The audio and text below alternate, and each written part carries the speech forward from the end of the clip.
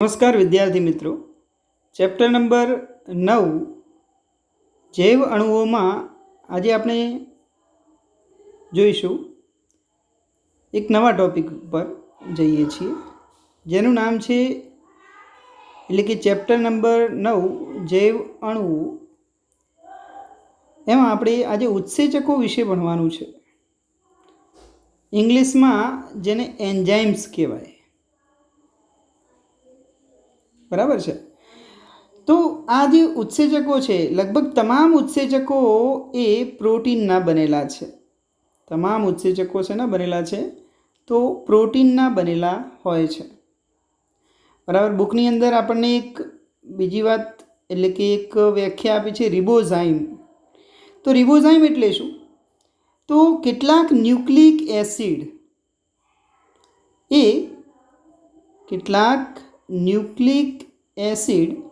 એ ઉત્સેચકની જેમ વર્તે છે, જેને રિબોઝાઇમ તરીકે ઓળખાય છે. ઓળખવામાં આવે છે. તો કેટલાક ન્યુક્લિક એસિડ ઉત્સેચકની જેમ વર્તે એને આપણે શું કહીશું? રિબોઝાઇમ, બરાબર. આ જે છે એક પ્રકારના આરએનએ મોલિક્યુલ્સ એટલે કે આરએનએ મોલેક્યુલ્સ જ છે, બરાબર, જે ઉત્સેચક તરીકેનું કાર્ય કરે છે. આરએનએ એટલે આપણને ખબર છે ન્યુક્લિક એસિડ બે પ્રકારના હોય, એક આરએનએ અને એક બીજું ડીએનએ, બરાબર. ડીઓક્સીરિબોન્યુક્લિક એસિડ અને રિબોન્યુક્લિક એસિડ. કોઈ પણ ઉત્સેચકને રેખીય ચિત્ર દ્વારા રજૂ કરી શકાય છે, બરાબર. ઉત્સેચક છે એને રેખીય ચિત્ર દ્વારા રજૂ કરી શકાય, કેમ કે ઉત્સેચકો પ્રોટીનના બનેલા છે, બરાબર. અને પ્રોટીનની પ્રાથમિક રચના આપણે જાણીએ છીએ કે આપણે કહેતા હતા કે ભાઈ જે છે એક સળંગ એક રેખા તરીકે જોઈએ તો પહેલું જે એમિનો એસિડ છે અને છેલ્લો એમિનો એસિડ છે, બરાબર. પહેલા એમિનો એસિડમાં આ બાજુ કયો સમૂહ હશે? તો NH3 એમિનો સમૂહ હશે, એટલે અહીંયા N ટર્મિનલ આપણે કહીએ. જ્યારે જમણી સાઈડ COOH કાર્બોક્સિલિક એસિડ સમૂહ હશે, જેને આપણે C ટર્મિનલ એમિનો એસિડ કહીએ છીએ. તો પ્રાથમિક જે પ્રોટીન છે, ઉત્સેચકમાં પણ પ્રોટીન જેવી પ્રાથમિક સંરચના જોવા મળે છે, જે એમિનો એસિડની શૃંખલાથી બનેલી હોય છે. આપણે જાણીએ છીએ એમિનો એસિડ એકબીજા સાથે પેપ્ટાઇડ બંધથી જે છે જોડાય છે અને પોલીપેપ્ટાઇડ શૃંખલાનું નિર્માણ કરે છે. એ પોલીપેપ્ટાઇડ શૃંખલા એ બીજું કંઈ નહીં પણ એમિનો એસિડ જ છે. ઓકે. તો પ્રોટીનની જેમ ઉત્સેચકમાં પણ દ્વિતીયક અને તૃતીયક સંરચના જોવા મળે છે, બરાબર. ઉત્સેચકમાં પણ, કેમ કે ઉત્સેચકો પ્રોટીનના બનેલા છે, માટે ઉત્સેચકોમાં પણ દ્વિતીયક સંરચના અને તૃતીયક સંરચના જોવા મળે છે, બરાબર. તૃતીયક સંરચના વિશે આપણે શીખી ગયા છીએ કે પ્રોટીન શૃંખલાનો મુખ્ય ભાગ તેના ઉપર સ્વયં કુંતલિત થયેલો હોય છે, બરાબર. આપણે જાણીએ છીએ કે આ રીતની કોઈક શૃંખલા હોય તો એ શૃંખલા ઉપર, બરાબર, પ્રોટીન શૃંખલાનો મુખ્ય ભાગ તેના ઉપર સ્વયં કુંતલિત થયેલો હોય, બરાબર છે. અને શૃંખલા પણ સ્વયં આડી અવળી ગોઠવાયેલી હોય છે. આ જે શૃંખલા છે એ આડી અવળી ગોઠવાયેલી હોય છે. શૃંખલા આડી અવળી ગોઠવાયેલી હોય છે. અને આવું શૃંખલા આડી અવળી ગોઠવાયેલી હોય અને એના પરિણામે શું થાય છે? તો ઘણા બધા ખાંચા કે ગુહા બને છે. તો આ જે રચના છે એને આપણે સમજવા માટે હું અહીં દોરું તો એમ કહી શકાય કે ધારો કે આ એક ઉત્સેચક છે, તો એની અંદર આવા ખાંચામય રચનાઓ બને છે, બરાબર. એને આપણે કહીશું ગુહા કે ખાંચા બને છે, જેને આપણે આવી વિશિષ્ટ ગુહાને સક્રિય સ્થાન કહેવાય. શું કહેવાય છે? સક્રિય સ્થાન તરીકે ઓળખવામાં આવે છે. અને ઉત્સેચકના આ સક્રિય સ્થાન કે જે ખાંચા કે ગુહા સ્વરૂપે હોય છે ત્યાં કોઈ પ્રક્રિયક આવીને ગોઠવાય છે, બરાબર. ઉત્સેચક સાથે ઉત્સેચકના જે સક્રિય સ્થાન છે ત્યાં પ્રક્રિયક આવીને ગોઠવાય છે, બરાબર. આ પ્રકારે ઉત્સેચક સક્રિય સ્થાન દ્વારા પ્રક્રિયાઓને ઊંચા દરે ઉત્પ્રેરિત કરે છે, બરાબર. તો આ જે સક્રિય સ્થાન છે ત્યાં એક ચોક્કસ પ્રક્રિયક આવીને ગોઠવાય છે અને પ્રક્રિયાનો વેગ વધારે છે. પ્રક્રિયા વેગ ઉત્સેચકનો જે દર છે એટલે કે પ્રક્રિયાનો દર છે એ ખૂબ જ વધારે છે, બરાબર. એટલે કે પ્રક્રિયાનો ઊંચા દરે ઉત્પ્રેરિત કરે છે. એના પછી આપણે જોઈએ કે ઉત્સેચક ઉત્પ્રેરક અકાર્બનિક ઉત્પ્રેરક કરતાં ઘણા બધા પ્રકારે જુદા હોય છે. તો જે ઉત્સેચક ઉત્પ્રેરક છે, ઉત્સેચક ઉત્પ્રેરક જે શું કામ કરે છે તો પ્રક્રિયાના કોઈ પણ રાસાયણિક પ્રક્રિયા હોય એના દરમાં વધારો કરવાનું કાર્ય કરે છે. તો ઉત્સેચક ઉત્પ્રેરક એ અકાર્બનિક જે ઉત્પ્રેરક છે, અકાર્બનિક ઉત્પ્રેરકથી જુદા હોય છે. તો શું મુખ્ય ભેદ છે એ જોઈએ. તો જે આ અકાર્બનિક ઉત્પ્રેરકો છે એ ઊંચા તાપમાન અને દબાણ પર સરળતા એટલે કે કુશળતાપૂર્વક કામ કરે છે. ઊંચા તાપમાને અને દબાણે એ કુશળતાપૂર્વક કામ કરે છે, બરાબર. જ્યારે આ ઉત્સેચક છે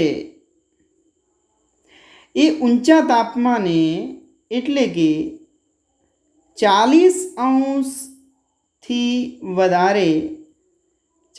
સેલ્સિયસથી વધારે સેલ્સિયસ તાપમાન એટલે કે ઊંચા તાપમાને એ ક્ષતિગ્રસ્ત થઈ જાય છે, સામાન્ય રીતે આપણે જોઈએ તો ઊંચા તાપમાનેની અંદર જેમ કે ગરમ પાણીના કુંડ હોય, બરાબર. ગરમ કુંડ કે પછી સલ્ફરના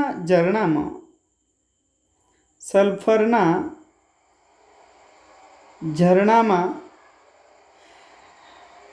જે સજીવો જોવા મળે છે, જે સજીવો આવા ગરમ કુંડની અંદર જોવા મળે છે, સલ્ફરના ઝરણામાં જોવા મળે છે, એવા જે સજીવો છે એ ત્યાં જીવે છે. એનો મતલબ કે એ સજીવના શરીરમાં ચાલતી બધી જ જૈવ રાસાયણિક પ્રક્રિયાઓ છે, બરાબર, એમાં પણ ઉત્સેચકો ભાગ લેતા હશે અને એ ઉત્સેચકો એ ઊંચા તાપમાને પણ કાર્ય કરતા હોય છે, બરાબર. એટલે કે આવા સજીવોમાંથી જે મેળવવામાં આવતા ઉત્સેચકો છે એ ઉત્સેચકો એ સ્થિર હોય છે. એટલે કે ઊંચા તાપમાને પણ એટલે કે 80થી 90 ડિગ્રી સેલ્સિયસ તાપમાને, એ તાપમાન કેટલું હોય 80થી 90 ડિગ્રી સેલ્સિયસ તાપમાને પણ એ સ્થિર રહે છે. અને આવા ઉત્સેચકોને આપણે થર્મોફિલિક શબ્દ વાપરીએ છીએ, થર્મોફિલિક અથવા તો ઉષ્માનુરાગી કહેવાય. ફરીથી એકવાર જોઈએ કે સામાન્ય તાપમાને એટલે કે 40 સેલ્સિયસ તાપમાનથી વધારે તાપમાને જે છે ઉત્સેચકો ક્ષતિગ્રસ્ત થઈ જાય છે. પણ ગરમ પાણીના ઝરા કે સલ્ફરના ઝરણાની અંદર એટલે કે ગરમ કુંડની વાત કરીએ કે પછી સલ્ફરના ઝરણામાં આપણે જોઈએ, સલ્ફરના ઝરણામાં તો અહીં જે સજીવો જોવા મળે છે એમાં જે ઉત્સેચકો છે એ સ્થિર હોય છે. કેમ કે એ આટલા ઊંચા તાપમાને લગભગ 80થી 90 ડિગ્રી સેલ્સિયસ તાપમાને પણ એ સ્થિર રહે છે, એટલે કે કાર્ય કરી શકે છે. જેને થર્મોફિલિક આવા ઉત્સેચકોને આપણે શું કહેવાય, થર્મોફિલિક અથવા તો એનું બીજું નામ છે ઉષ્માનુરાગી અથવા તો થર્મોફિલિક સજીવો આપણે કહીએ છીએ. તો ઉષ્માનુરાગી અથવા થર્મોફિલિક સજીવોમાંથી એમને અલગ તારવામાં આવ્યા છે અને આવા ઉત્સેચકો ઉષ્મા સ્થાયી હોય છે, ઉષ્મા સ્થાયી હોય છે, એ તેની વિશેષતા છે. બરાબર. તો આ કેટલીક સામાન્ય બાબતો થઈ. ઉત્સેચકો એટલે શું આપણે એની વાત કરી, પછી રિબોઝાઇમ્સ વિશે ચર્ચા કરી. ઉત્સેચકો પણ પ્રોટીનના બનેલા છે એની આપણે વાત કરી. સક્રિય સ્થાન વિશે વાત કરી. સક્રિય સ્થાન પ્રક્રિયક સાથે જોડાય છે અને રાસાયણિક પ્રક્રિયાનો દર વધારે છે. બરાબર. જે છે અકાર્બનિક ઉત્પ્રેરકો ઊંચા તાપમાને અને દબાણે પણ કાર્ય કરે છે, જ્યારે સામાન્ય ઉત્સેચક જે આપણે વાત કરીએ એ ઊંચા તાપમાન એટલે કે 40°C વધારે તાપમાને ક્ષતિગ્રસ્ત થઈ જાય છે. બરાબર. અને પછી એ પણ જોયું કે ગરમ કુંડ અને સલ્ફરના ઝરણામાં ઉત્સેચકો સ્થિર હોય છે, એટલે કે 80 થી 90°C પણ એ જે છે સ્થિરતા દર્શાવે છે. આવા જે સજીવો છે ને થર્મોફિલિક અથવા તો ઉષ્માનુરાગી કહેવાય, અને એમાંથી આ ઉત્સેચકોને અલગ તારવવામાં આવ્યા છે. બરાબર. જે ઉષ્મા સ્થાયી હોય છે. એના પછી આપણે જોઈએ તો આપણને રાસાયણિક પ્રક્રિયાઓ કરીને ટોપિક આપ્યો છે. રાસાયણિક પ્રક્રિયાઓ, કેમિકલ રિએક્શન્સ એમ કહી શકાય. બરાબર છે.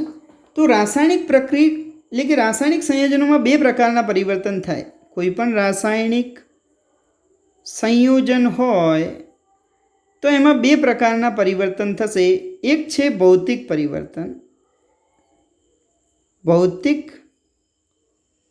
પરિવર્તન, અને બીજું છે રાસાયણિક પ્રક્રિયા. રાસાયણિક પ્રક્રિયા. તો જોઈએ બંનેમાં શું ફરક છે. ભૌતિક પરિવર્તન એટલે શું? તો અહીંયા કોઈ પણ પ્રકારનો બંધ તૂટતો નથી, એટલે કે બંધના તૂટ્યા વગર સંયોજનના આકારમાં ફેરફાર થાય છે. જે સંયોજન છે એના આકારમાં ફેરફાર થાય. બરાબર છે. જેમ કે આપણે જોઈએ તો બરફ જે છે એ ઓગળી અને પાણીમાં ફેરવાય. બરાબર છે. અને પાણી પાછું વરાળમાં રૂપાંતરિત થાય. અહીંયા કોઈ પણ પ્રકારના બંધ તૂટતા નથી. આ ત્રણેનું જે સમીકરણ જે આપણે સૂત્ર લખીએ તો 3 H2O જ આવશે. બરાબર છે. પણ આ સોલિડ છે, આ લિક્વિડ છે, અને આ જે છે એ વાયુ સ્વરૂપ છે. બરાબર છે, ગેસ. તો અહીંયા બંધના તૂટ્યા વગર સંયોજનોના આકારમાં ફેરફાર થાય છે. એને આપણે ભૌતિક પરિવર્તન કહીશું. જેમ કે બરફમાંથી પાણી બનવું અને પાણીમાંથી વરાળ બનવી. હવે તો રાસાયણિક પ્રક્રિયા એટલે શું? તો જ્યારે પણ રૂપાંતરણ થતું હોય ત્યારે નવા બંધોનું નિર્માણ થવું કે તૂટવું. બરાબર. બંધોનું તૂટવું કે નવા બંધોનું નિર્માણ થવું. બરાબર છે.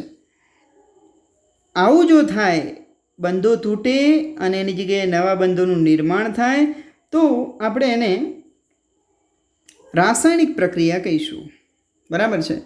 તો અહીં આપણે રાસાયણિક પ્રક્રિયામાં આગળ જઈએ તો એના ઉદાહરણ લઈએ. બુકની અંદર આપણને ઉદાહરણ આપ્યું છે કે BaOH ટ્વાઇસ પ્લસ H2SO4. તો અહીંયા આપણને જે પ્રક્રિયા નિપજ મળે છે એ આ રીતની મળે છે. BaSO4 plus twice H2O. તો આ એક અકાર્બનિક રાસાયણિક પ્રક્રિયા છે.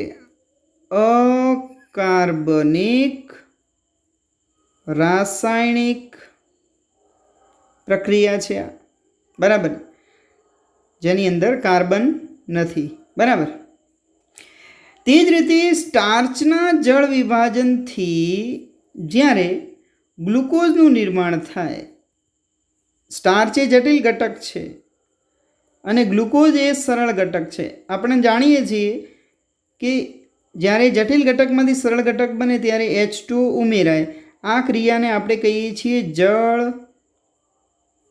વિભાજન. બરાબર છે, અને શું કહેવાય? જળ વિભાજન. તો સ્ટાર્ચના જળ વિભાજનથી જ્યારે ગ્લુકોઝનું નિર્માણ થાય છે એ એક પ્રકારની કાર્બનિક રસાયણ પ્રક્રિયા છે. આ જે આપણે પ્રક્રિયા જોઈ સ્ટાર્ચના વિભાજનથી ગ્લુકોઝનું નિર્માણ થવું એ કાર્બનિક રાસાયણિક પ્રક્રિયા છે. ઓકે, ભૌતિક કે રાસાયણિક પ્રક્રિયાઓના દરનો સીધો સંબંધ એકમ સમયમાં બનતી નિપજો સાથે હોય છે. એટલે રાસાયણિક પ્રક્રિયાનો દર રેટ ઓફ કેમિકલ રિએક્શન આપણે કહીએ તો એનો આધાર એકમ સમયમાં એટલે કે ડેલ્ટા ટી કેટલી નિપજ બને છે એના ઉપર છે.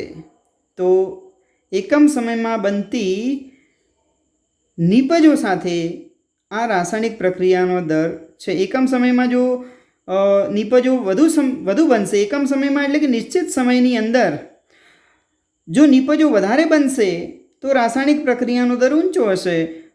બરાબર, નિપજો ઓછો બનશે તો રાસાયણિક પ્રક્રિયાનો દર નીચો હશે. એટલે આપણે કહી શકીએ કે રાસાયણિક પ્રક્રિયાનો દર બરાબર ડેલ્ટા પી અપોન ડેલ્ટા ટી. અને જો અહીંયા દિશા નક્કી હોય, ખાસ ધ્યાન રાખજો, દિશા નક્કી હોય તો એ દરને વેગ કહેવાય. શું કહેવાય છે? વેગ કહે છે. જો દિશા નક્કી હોય, કેમ કે વેગ એ કેવી છે? સદિશ રાશિ છે. બરાબર.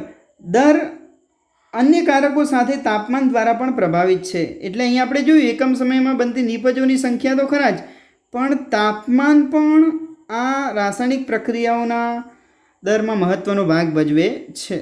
બરાબર. તો અહીંયા આપણે BOH2 plus H2SO4 BaSO4 plus twice H2 જે પ્રક્રિયા છે અકાર્બનિક રાસાયણિક પ્રક્રિયા છે એની વાત કરી. સ્ટાર્ચમાંથી જ્યારે ગ્લુકોઝ બને છે ત્યારે જળ વિભાજનની ક્રિયા થાય છે. જળ વિભાજન એટલે શું? જટિલમાંથી સરળ ઘટક બને ત્યારે પાણીનો અણુ ઉમેરાય, એને આપણે જળ વિભાજન કહીએ. આ જે ક્રિયા છે એ કાર્બનિક રાસાયણિક પ્રક્રિયા છે. કોઈ પણ રાસાયણિક પ્રક્રિયાનો દર એ એકમ સમયમાં બનતી નિપજો ઉપર આધાર રાખે છે. બરાબર. તો એટલા માટે દર બરાબર ડેલ્ટા પી અપોન ડેલ્ટા ટી. જો દિશા નક્કી હોય તો એને આપણે શું કહીશું? વેગ તરીકે ઓળખીએ છીએ. તો આ રાસાયણિક પ્રક્રિયાના દર પર આ તાપમાન પણ મહત્ત્વનો ભાગ ભજવે છે. ઓકે, તો જોઈએ.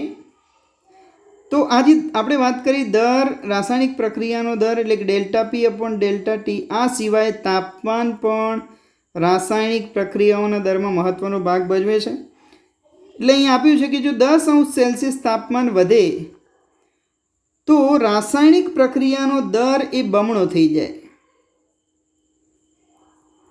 બરાબર છે.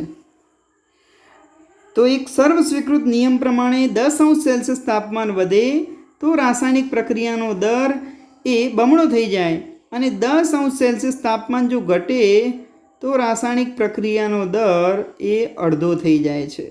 તો આ સીધું દેખાય છે આપણને તાપમાન પણ રાસાયણિક પ્રક્રિયાઓના દર પર ખૂબ મહત્ત્વનો ભાગ ભજવે છે. 10°C તાપમાન વધે તો દર બમણો, 10°C તાપમાન ઘટે તો દર અડધો થઈ જાય છે. ઉત્પ્રેરિત પ્રક્રિયાઓ, અહીં શબ્દ ખાસ ધ્યાન રાખજો. ઉત્પ્રેરિત પ્રક્રિયાઓ એટલે કે જેમાં ઉત્સેચક ભાગ લેતો હોય. ઉત્પ્રેરિત પ્રક્રિયાઓનો મતલબ કે ઉત્સેચક દ્વારા થતી પ્રક્રિયાઓ હોય. એ અનુત્પ્રેરિત પ્રક્રિયાઓ, અનુત્પ્રેરિત પ્રક્રિયાઓની સરખામણીમાં ઊંચા દરથી પૂર્ણ થાય છે. ઊંચા દરથી પૂર્ણ થાય છે. આનો મતલબ એવો થાય કે ઉત્સેચકની હાજરીમાં જે પ્રક્રિયાઓ થતી હોય એટલે કે ઉત્પ્રેરિત પ્રક્રિયાઓ, અને ઉત્સેચકની ગેરહાજરીમાં થતી હોય એટલે કે અનુત્પ્રેરિત પ્રક્રિયાઓ છે. તો અહીંયા અનુત્પ્રેરિત પ્રક્રિયાઓની સરખામણીમાં આ જે ઉત્પ્રેરિત પ્રક્રિયાઓ છે એનો દર એ ઊંચો હોય છે. બરાબર. તો ઊંચા દરથી થાય છે એમ પણ આપણે કહી શકાય. એનું એક ઉદાહરણ આપણને આપ્યું છે એ જોઈએ કે જે CO2 છે, કાર્બન ડાયોક્સાઇડ, એની સાથે જ્યારે પાણી H2O ની પ્રક્રિયા થાય ત્યારે H2CO3 બને છે, એટલે કે આને આપણે કહીશું કાર્બનિક એસિડ. આ જે પ્રક્રિયા છે પ્રતિવર્તી છે, અને અહીં જે ઉત્સેચક આપણે જોઈએ તો આ જે છે કાર્બન ડાયોક્સાઇડ, આ પાણી અને જે બને છે કાર્બનિક એસિડ બને છે. જો આ પ્રક્રિયા ઉત્સેચકની ગેરહાજરીમાં થાય, અહીં ધ્યાન આપજો કે ઉત્સેચકની ગેરહાજરીમાં આ પ્રક્રિયા થાય તો ખૂબ જ મંદ ગતિથી થાય. આ ક્રિયા ખૂબ જ મંદ ગતિથી થાય. આ મંદ ગતિ એટલે કે 1 કલાકમાં કાર્બનિક એસિડના 200 અણુનું નિર્માણ થાય. કેટલા? 200 અણુનું. કાર્બનિક એસિડના 200 અણુનું જ નિર્માણ થાય છે. બરાબર છે. પરંતુ આ પ્રક્રિયા કોષરસમાં હાજર રહેલા ઉત્સેચક કાર્બનિક એનહાઇડ્રેજ, આ જે કાર્બનિક એનહાઇડ્રેજ નામનો જે ઉત્સેચક છે, જો એની હાજરીમાં આ પ્રક્રિયા થાય તો ખૂબ જ તીવ્ર ગતિથી થાય છે, એમ કહી શકાય. તીવ્ર ગતિથી આ પ્રક્રિયા થાય છે.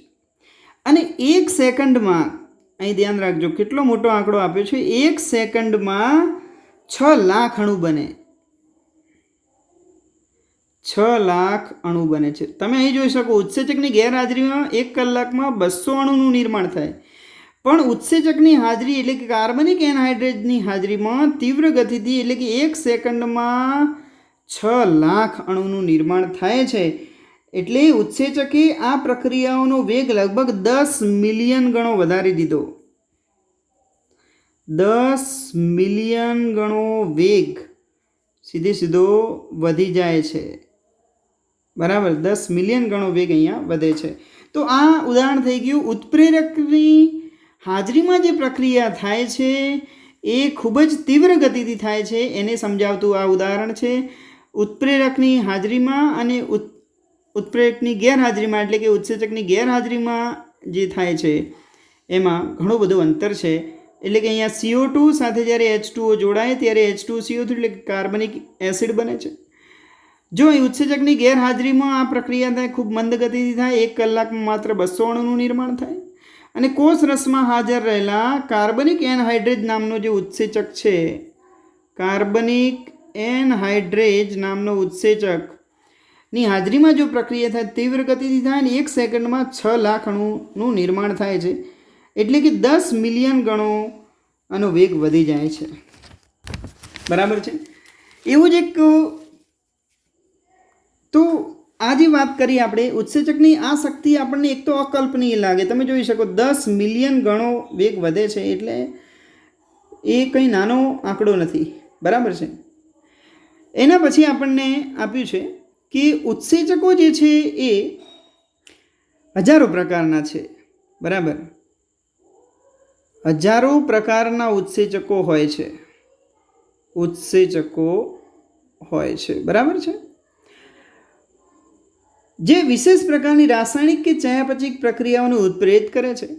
તો આ ઉત્સેચકોનું કામ શું? કાં તો રાસાયણિક અથવા તો જે ચયાપચયિક પ્રક્રિયાઓ છે એને ઉત્પ્રેરિત કરે છે, એટલે કે એના દરમાં વધારો કરે છે.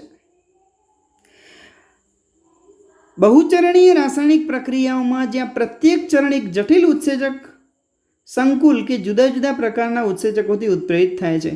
ઘણી વખત બહુચરણીય રાસાયણિક પ્રક્રિયાઓ થતી હોય છે. રાસાયણિક પ્રક્રિયાઓમાં એનું એક ઉદાહરણ આપ્યું છે કે જ્યારે ગ્લુકોઝ હોય અને એ ગ્લુકોઝમાંથી જ્યારે પાયરુવિક એસિડ બને છે, ગ્લુકોઝમાંથી 2 પાયરુવિક એસિડનું નિર્માણ થાય છે. ગ્લુકોઝ એટલે કે C6H12O6 એની સાથે ઓક્સિજન જોડાય અને એ વખતે twice C3H4O3 plus twice H2O બને છે. તો આ જે પ્રક્રિયા છે એ બહુચરણીય પ્રક્રિયા છે. આ પ્રક્રિયા 10 જુદા જુદા પ્રકારના ઉત્સેચક દ્વારા થાય છે. બરાબર.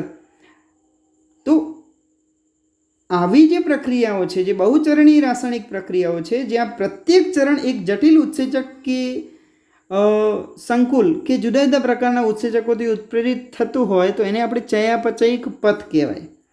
આ જે ચયાપચયિક પથ છે એને ગ્લાયકોલિસિસ તરીકે ઓળખવામાં આવે છે મિત્રો. આને શું કહેવાય છે? ગ્લાયકોલિસિસ. આ 6 કાર્બન ધરાવતો ગ્લુકોઝ એ 3 કાર્બન ધરાવતા પાયરુવિક એસિડમાં ફેરવાય છે. બરાબર. એટલે અહીં અને આ પ્રક્રિયા 10 ચરણમાં થાય છે, જે પ્રકરણ 14માં આપણે વધારે ડિટેલમાં ભણીશું. બરાબર છે. તો અહીંયા આ જે છે એક પ્રકારનો રાસાયણિક એટલે કે ગ્લુકોઝમાંથી પાયરુવિક એસિડનું જે નિર્માણ થવું તે એક રાસાયણિક પથ દ્વારા થાય છે અને જેમાં 10 જુદા જુદા પ્રકારના ઉત્સેચક એ ચયાપચયિક પ્રક્રિયાઓને ઉત્પ્રેરિત કરતા હોય છે. બરાબર.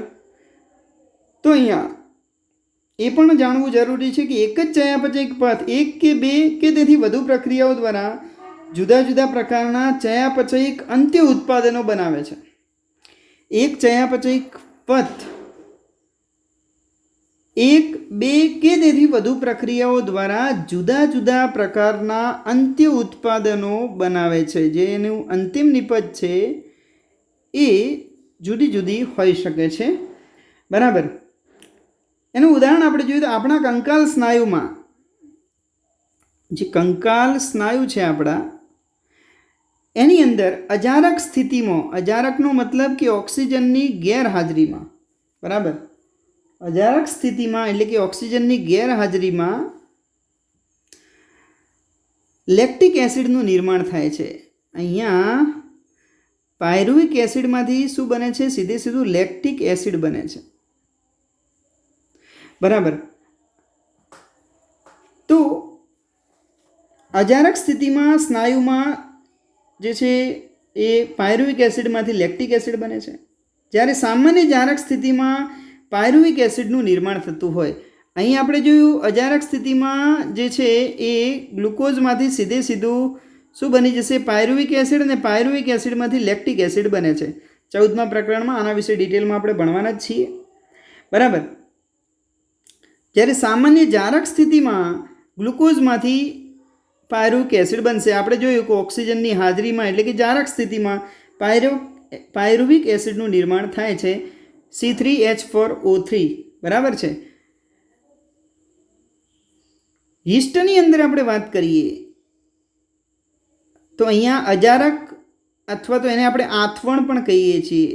ઓક્સિજનની ગેરહાજરીમાં જે પ્રક્રિયા થાય એને અજારક શ્વસન અથવા તો આથવણ પણ કહેવાય. અને યીસ્ટમાં અજારક સ્થિતિમાં આપણને ઇથેનોલનું નિર્માણ થતું જોવા મળે છે. ઇથેનોલનું નિર્માણ થાય છે. બરાબર. આમ જુદી જુદી દિશાઓમાં જુદા જુદા પ્રકારના ઉત્પાદનોનું નિર્માણ શક્ય બને છે. તો મિત્રો અહીંયા આજે આપણે ઉત્સેચક વિશે કેટલીક સામાન્ય માહિતીની વાત કરી. રાસાયણિક પ્રક્રિયા એટલે શું, ભૌતિક પ્રક્રિયાઓ અને રાસાયણિક પ્રક્રિયાઓની ચર્ચા કરી.